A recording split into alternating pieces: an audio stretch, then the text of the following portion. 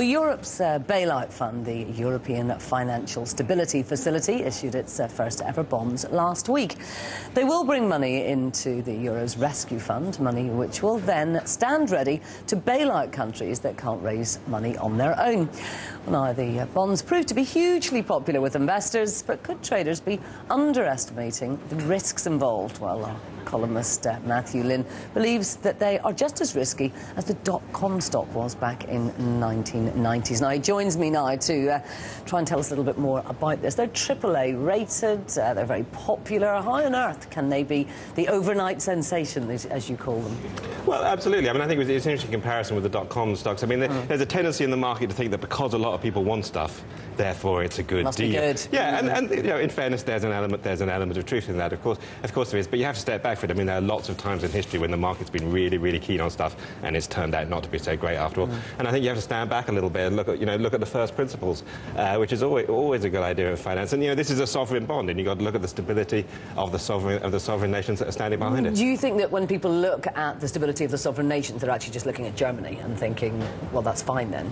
Yeah, I think they are, and I think that's a shorthand. I mean, it's interesting because it's actually, the kind of pitch for this rescue fund is that these bonds are, it's not Spain, it's not Italy, it's not Portugal, it's not all those countries you're worried about. It's kind of Germany. Yeah. Well, it's everyone. It's everyone. It's backed by all the members of the Eurozone, but only six of them are AAA rated.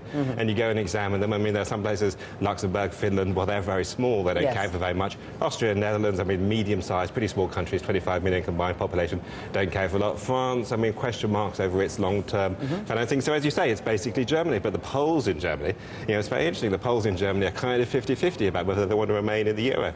So what you're really buying is that 1% margin in the opinion polls that say the Germans will back this thing forever and ever. So your concern, the concern overall, is not that there's any problem with Germany and its ability to repay debt, but that what happens if it decided it didn't really want to in the last analysis? Yeah, absolutely. I mean, Germany's a very solid financial country. It's doing well economically, so you're not really worried about that.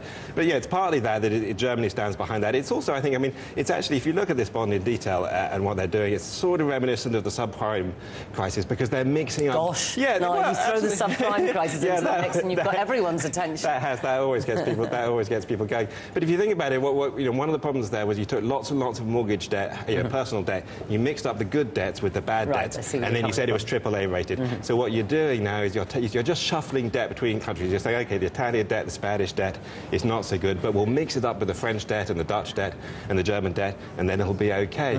But that kind of thing, what we'd learned coming out of the subprime crisis was that didn't really make it safer. It actually made the whole system more dangerous. Indeed. And there's no reason for thinking that it won't make it more dangerous a little way down the road. No, but what we've seen so far, of course, is that it's been hugely popular with investors.